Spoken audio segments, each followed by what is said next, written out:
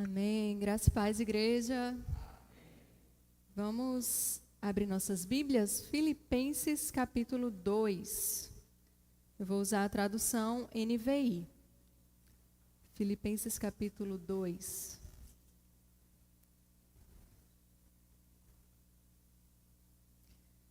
Nós vamos ler dos versículos 1 a 8. Amém? Leiamos.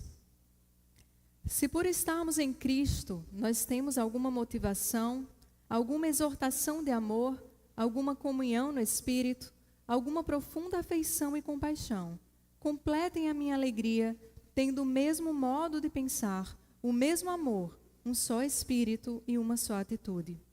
Nada façam por ambição egoísta ou por vaidade, mas humildemente considerem os outros superiores a si mesmos. Cada um cuide não somente dos seus interesses, mas também dos interesses dos outros. Seja a atitude de vocês a mesma de Cristo Jesus, que, embora sendo Deus, não considerou que o ser igual a Deus era algo a que devia apegar-se, mas esvaziou-se a si mesmo, vindo a ser servo, tornando-se semelhante aos homens e encontrando-se em forma humana. Humilhou-se a si mesmo e foi obediente até a morte, e morte de cruz. Então é esse texto que nós iremos expor nessa noite. Você pode continuar com a sua Bíblia aberta. Mas eu queria perguntar para vocês também gostam de orquestra, de música clássica, de coral? Quem gosta aqui? Nem todos, mas é muito bonito. É bonito por quê? Pela harmonia, não é? Pela harmonia das vozes, pela harmonia dos instrumentos. Mas se um músico ou um cantor, ele resolve fazer diferente, um ou outro resolve que vai sair da harmonia, já perde a beleza. Pode ter técnica, pode ter um conjunto ali completo, pode ter talento, mas sem unidade, ao invés da harmonia, a gente vai ter barulho desagradável. E é exatamente isso que pode acontecer também na igreja, na família, nos nossos relacionamentos. Quantas vezes nós podemos ter os mesmos valores, ouvirmos a mesma palavra, cantarmos ao mesmo Deus, participarmos da mesma comunhão e ainda assim deixarmos que o nosso coração, o nosso ego desafine aquilo que Cristo deseja harmonizar. Então a harmonia da igreja só é possível quando o Evangelho governa o nosso eu. Paulo percebeu na igreja de Filipos uma desarmonia. Apesar de ser uma igreja tão talentosa, tão ativa na obra do Senhor, ele percebeu uma desarmonia que o preocupou. E ele chama a unidade, ele chama a igreja à humildade, ele chama a igreja à cruz de Cristo. Paulo, como um maestro inspirado por Deus, ele guia como a música deve tocar. Então vamos observar aí nos 2 primeiros versos esse chamado à unidade, à harmonia. Se por estarmos em Cristo nós temos alguma motivação, alguma exortação de amor, alguma comunhão no Espírito, alguma profunda afeição e compaixão, completem a minha alegria, tendo o mesmo modo de pensar, o mesmo amor, um só Espírito e uma só atitude. Paulo começa com um se, que no original não tem um sentido de condição, tá? Mas de causa. É um já que. Já que tudo isso é realidade na vida de vocês, e o que é realidade, igreja? A motivação, em outras versões você pode ler conforto em Cristo. A exortação de amor ou consolação de amor. A comunhão no Espírito, coinonia, que é uma ligação espiritual por sermos irmãos de sangue, no sangue de Jesus. o que há também na igreja? Profunda afeição e compaixão. Essa palavra aqui, traduzida como profunda afeição, ela se refere a entranhas, órgãos internos. É que no pensamento antigo, as entranhas eram o que para a gente é o coração, né? O amor, as emoções intensas. As entranhas era esse centro de emoções intensas. Tá? Então, o amor profundo, ele vinha das entranhas. Eu não sei se isso renderia uma boa declaração de amor. O que você acha no Dia dos Namorados? Acho que não, mas explica profundamente esse sentimento de amor profundo. Entranhas. Então, Paulo está dizendo aqui, olha, vocês têm tudo isso. A igreja já recebeu tudo isso. Agora, sabendo que tais dádivas estão disponíveis a vocês, aí ele faz um apelo pastoral. Completai a minha alegria. Onde está aqui a alegria de Paulo? Perceba isso é importante, porque na condição de Paulo, ele estava preso. Então, a alegria dele não estava em uma possibilidade de sair da prisão, ou muito menos na condição em que ele estava ali. Também não é uma questão de reconhecimento pessoal. A alegria de Paulo está na unidade da igreja.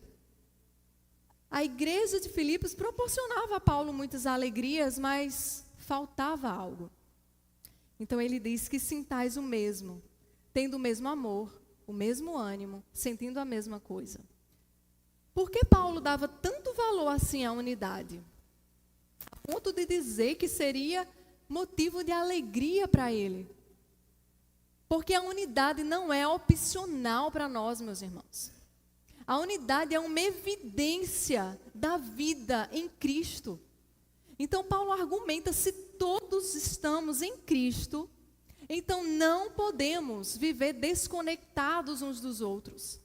Não existe espiritualidade verdadeira sem unidade. Não dá para estar unido a Cristo e em guerra com o irmão. Não dá para amar a Cristo e nutrir desprezo pelas pessoas. Não dá para dizer que ama o reino de Deus e ignorar as necessidades do irmão. A desunião, ela não é só um problema. A desunião, ela não é só um problema relacional, mas ela é um problema espiritual. E nós precisamos ajustar essa nossa ideia de amor. O amor cristão, ele não é só um sentimento, uma mera reação do coração. É uma decisão sustentada pelo Espírito Santo. O amor cristão não se limita a amar os que nos amam, os que nos agradam, aqueles que são dignos de ser amados. Não. Significa amar quem não merece amor. Amar até mesmo aqueles que nos odeiam. É o poder de amar aquele que não nos agrada. É a capacidade semelhante à de Jesus, de amar aquele que não é digno de amor. Essa é a essência da vida cristã. E é isso que nos afeta agora, meus irmãos, e na eternidade. É escolher agir com amor, mesmo quando recebemos ingratidão. É continuar servindo a nossa família, aos nossos irmãos, aos nossos amigos, mesmo quando são injustos para conosco. O amor cristão é uma vitória espiritual. É o Espírito Santo produzindo em nós aquilo que nós não produziríamos sozinhos. O fato de nós participarmos do Espírito Santo deve impedir a desunião dos cristãos. Porque o Espírito Santo é aquele que liga os homens com Deus e os homens com os homens. É Ele quem nos capacita a viver o amor que é a própria vida de Deus. Então, se nós vivemos em desunião com os nossos semelhantes, nós daremos prova, nós daremos um mau testemunho de que não possuímos o dom do Espírito Santo. Em Efésios 5, o apóstolo Paulo, ele deixa muito claro que a maior característica daquele que é cheio do Espírito Santo é ter um bom relacionamento com as pessoas. Então, como essa unidade ela pode ser praticada? como nos relacionarmos com o próximo de modo a glorificar o nosso Deus. A resposta de Paulo, ela é um tanto desconfortável. Isso só é possível quando o nosso eu é tratado. Unidade não nasce, meus irmãos, de afinidade. É isso que a gente pensa. Não, a unidade, ela nasce da humildade. É somente por meio de um ego transformado. Vejamos os versículos 3 e 4, onde Paulo vai nos fazer um chamado à humildade. Ele diz: nada façam por ambição egoísta ou por vaidade, mas humildemente considerem os outros superiores a si mesmos. Cada um cuide não somente dos seus interesses, mas também dos interesses dos outros. A unidade não se rompe em primeiro lugar por causa de diferenças externas. A causa quase sempre está no nosso coração. E Paulo aqui vai nomear duas forças que corroem a vida comunitária. A ambição egoísta, em outras traduções, contenda, e vaidade, ou vanglória. A ambição egoísta é o impulso de competir, de se afirmar, de precisar vencer. Vaidade, o desejo de ser visto, reconhecido, admirado. No original, essa palavra vaidade, vocês sabem, significa vazio. Então, Paulo estava diante de uma igreja, aliás, escrevendo para uma igreja ativa. Ele estava feliz com isso, mas ele tinha uma preocupação. Ele sabia que é possível fazer certas coisas certas, participar da obra de Deus, da obra missionária, fazer boas obras, mas com a motivação errada. É possível servir apenas esperando reconhecimento, trabalhar na obra de Deus, mas centrado em si mesmo. Então a pergunta para nós é: qual é a nossa motivação? Paulo sempre costuma apontar um problema e também apontar a solução. E ele exorta a trocar a ambição egoísta e a vaidade pela humildade. Mas no senso comum, essa palavra humildade, ela é muitas vezes confundida com se diminuir, né? Desvalorizar-se. Mas não é isso. Usando as palavras do Timothy Keller, humildade, à luz do Evangelho, não é pensar menos de si, é pensar menos em si. É o que ele chama de ego transformado. Um coração que já não está no centro de tudo. Um coração que não precisa constantemente se afirmar, se defender, se provar. E Paulo nos diz exatamente o que precisamos fazer. No verso 3 ele diz: considerem os outros superiores a vocês mesmos. Essa é uma mudança de postura. É sair da lógica da comparação e entrar na lógica do serviço. Em vez de ficar avaliando como eu estou me saindo, estão reconhecendo o que eu faço. O coração humilde, ele pergunta: como é que eu posso servir? Como é que eu posso contribuir para o bem da igreja, da sociedade, do meu irmão? E Paulo vai aprofundando. Ele diz: cada um cuide não somente dos seus interesses, mas também dos interesses dos outros. Não se trata de ignorar a nossa responsabilidade pessoal, a nossa saúde, os nossos sentimentos. Paulo está tratando aqui da nossa inclinação natural, a nossa tendência, meus irmãos, pós-queda, é viver voltados para nós mesmos. E a direção que ele aponta agora é a seguinte: incluir o outro no centro das nossas atenções. O nosso eu, ele não é neutro. O nosso ego, ele é inquieto.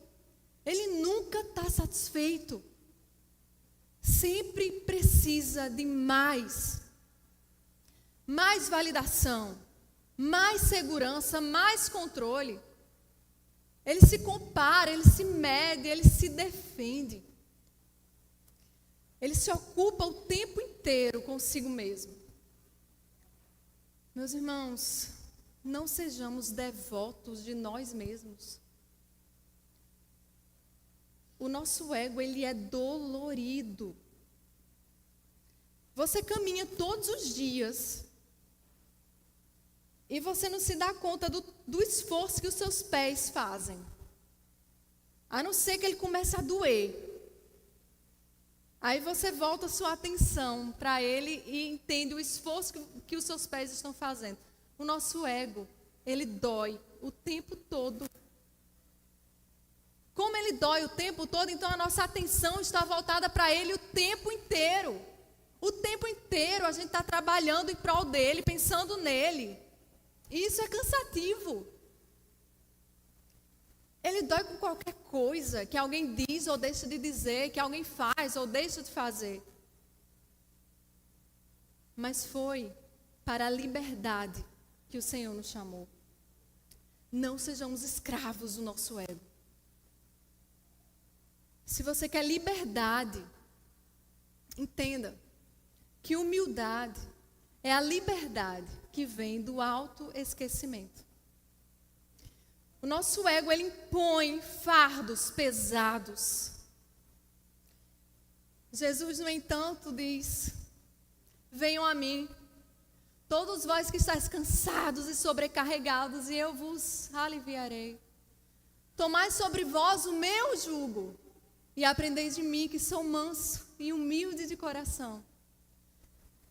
E vocês encontrarão descanso para as vossas almas, pois o meu jugo é suave e o meu fardo é leve. Essa liberdade que nós tanto buscamos, esse descanso, nasce do Evangelho. O cristianismo, ele não é um sistema que funciona pelo nosso mérito. A gente não precisa primeiro performar para ser aceito. Não, a aprovação já nos foi dada na cruz de Cristo. E é então que Paulo, ele está falando aqui que deseja uma comunidade onde as pessoas não estão competindo entre si, mas elas estão se entregando umas pelas outras. E Paulo sabe que mostrar o problema não é suficiente. É preciso não só de mandamento, mas de um modelo. E é exatamente para isso que ele nos conduz agora. Observe os versículos 5 a 8.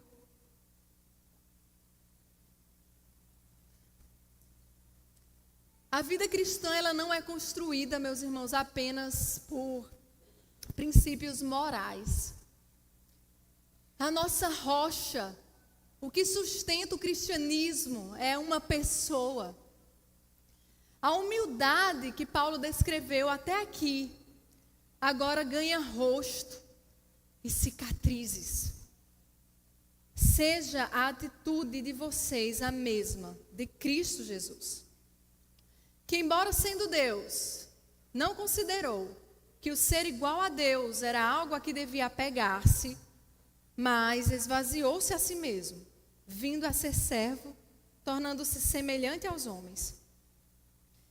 E sendo encontrado em forma humana, humilhou-se a si mesmo e foi obediente até a morte, e morte de cruz. Essa é uma das passagens mais emocionantes que Paulo escreveu sobre Jesus. Jesus é o exemplo supremo de humildade. E Paulo está rogando aqui algo muito profundo à igreja. Ter o mesmo sentimento, a mesma mente, a mesma disposição interior que houve em Cristo. É uma nova maneira de pensar. E então Paulo precisa mesmo nos mostrar Cristo, que sendo em forma de Deus, Jesus não se despiu de sua divindade. Ele não abriu mão da natureza divina, ele abriu mão dos seus direitos. Ele se esvaziou. A sua essência divina, eterna, imutável, ele sempre existiu, nunca deixou de ser Deus, ele sempre foi Deus. Mesmo assim, ele não se apegou ao fato de ser Deus. Ou seja, ele não se apegou aos seus direitos, ele não se agarrou à sua posição. Ele não tratou sua igualdade com Deus, sua natureza divina, como algo a ser usado em benefício próprio. E isso confronta tão diretamente a lógica natural do nosso coração. Porque quando a gente tem alguma posição, algum reconhecimento, alguma vantagem, a nossa tendência é nos apegarmos a isso. Cristo entregou, abriu mão, desapegou, esvaziou-se a si mesmo em uma atitude voluntária. E Paulo continua, tomando a forma de servo, fazendo-se semelhante aos homens. Aquele que tinha toda a glória, assume a posição de servo. Aquele que é o Senhor entra na condição de quem serve. Ele se faz verdadeiramente humano. Ele entra na nossa realidade, ele participa da nossa condição humana. E achado na forma de homem, humilhou-se a si mesmo. Nas palavras do apóstolo João, Deus se fez carne e habitou entre nós. Ele se fez carne, viveu uma vida perfeita, cumpre toda a justiça de Deus. Como diz o nosso texto, foi obediente até a morte, e morte de cruz. A cruz não era uma morte digna, era vergonha, exposição, humilhação pública. Era o lugar mais baixo a qual alguém poderia ser levado. E Paulo faz questão de destacar isso porque é ali que vemos de forma mais clara o que significa a humildade de Cristo. Ele não viveu para si mesmo, ele não se colocou no centro, ele viu a nossa necessidade. Ele se entregou. E é exatamente isso que nós devemos fazer. Quando Paulo diz, seja a atitude de vocês a mesma de Cristo, ele está dizendo que a vida cristã só pode ser compreendida à luz desse movimento que é de cima para baixo, de direito para entrega, de posição para serviço. Isso redefine completamente a maneira como nós nos relacionamos. Humildade, conforme Cristo, é escolher servir ao invés de ser servido. É descer quando a gente quer subir. É considerar o outro. Isso se aplica a todas as áreas da nossa vida. Família, igreja, trabalho. A palavra-chave é servir. O mundo disse a você que servir não tem valor? Desconstrua isso da sua mente. O exemplo de Cristo não nos deixa espaço para negociações. Ele serviu até o extremo. Ele se gastou por nós. Ele foi humilhado. Deus foi humilhado. Deus sangrou até a última gota.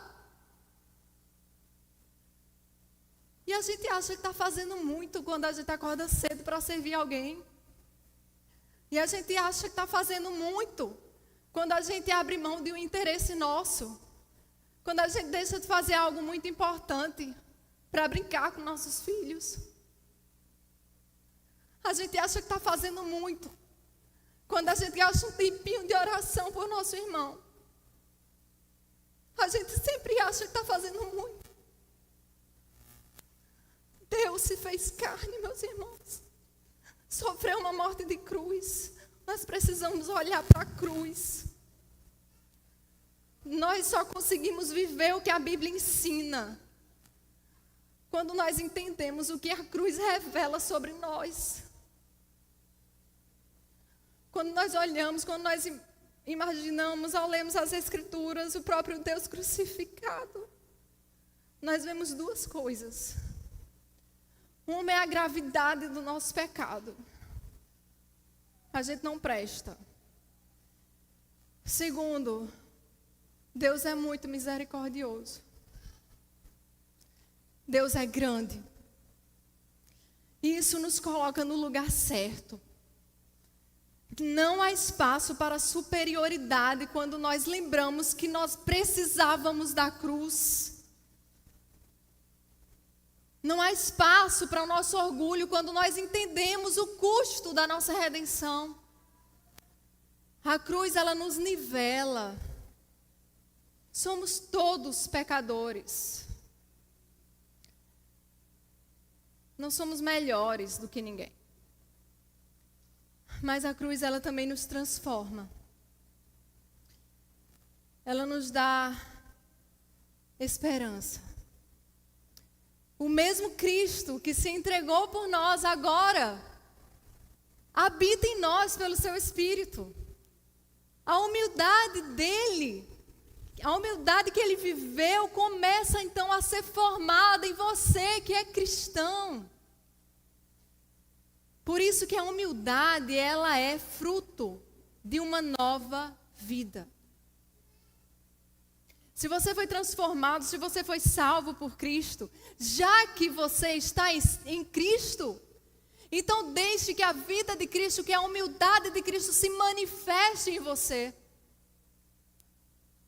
Se Cristo, sendo quem é, desceu para servir, o que a gente ainda está querendo conquistar? Se ele abriu mão dos seus direitos, por que nós insistimos tanto nos nossos? Se ele se entregou por nós, como podemos permanecer tão centrados em nós mesmos? As grandes características da vida de Jesus foram humildade, obediência e renúncia de si mesmo. O Novo Testamento várias vezes nos diz que aquele que se humilha será exaltado. Se a humildade, a obediência, a renúncia de si são características supremas da vida de Jesus, então são também sinais de autenticidade do cristão, porque esse deve ser como seu Senhor. O egoísmo, a busca por exibição de si, destroem a nossa comunhão com Deus, a nossa semelhança com Cristo e a nossa comunhão uns com os outros. Então, a única esperança de paz entre os homens, de harmonia na igreja, é que nós sejamos tirados do nosso trono, que nós possamos nos humilhar, dobrar os nossos joelhos diante de Deus.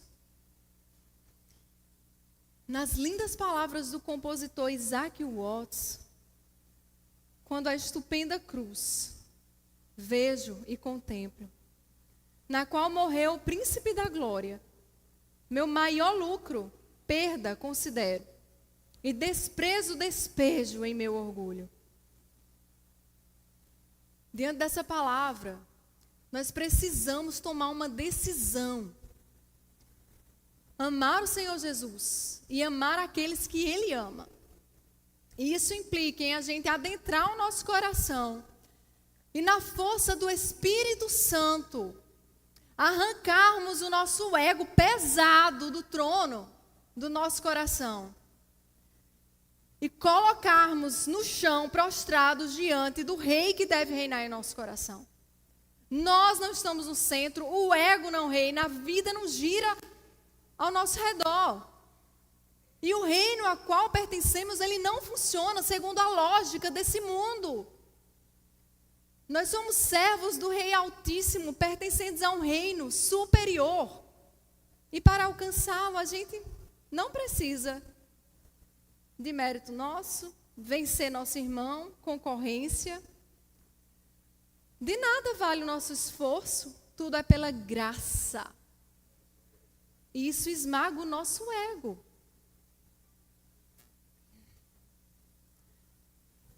Se você cansou de ser escravo de si mesmo, cansou de viver em prol da opinião dos outros, cansou de tentar ser reconhecido, elogiado, amado, bem-sucedido, você quer olhar para o outro, para o sucesso do outro e não sentir inveja, para a beleza do outro, para a felicidade do outro e ficar feliz. Você que não consegue fazer um favor sem pensar no que vai ganhar com isso. Você que precisa vencer o seu egoísmo e pensar no outro mais do que em você. Olhe para a cruz de Cristo. Lembre-se do Cristo crucificado. Porque viver para si mesmo cansa. Nunca há descanso. Mas o Evangelho, ele nos chama, ele nos conduz a outro lugar. E é ali que nós vemos quem realmente nós somos, necessitados de graça. Mas é ali também que nós vemos um Deus misericordioso, cheio de graça e misericórdia, que nos alcançou e que nele nós podemos descansar. É a cruz que nos humilha e nos liberta. Desde que esse amor sacrificial reorganize o seu coração, os seus relacionamentos, toda a sua vida. Amém, meus irmãos? Vamos tomar essa decisão nessa noite. Feche seus olhos.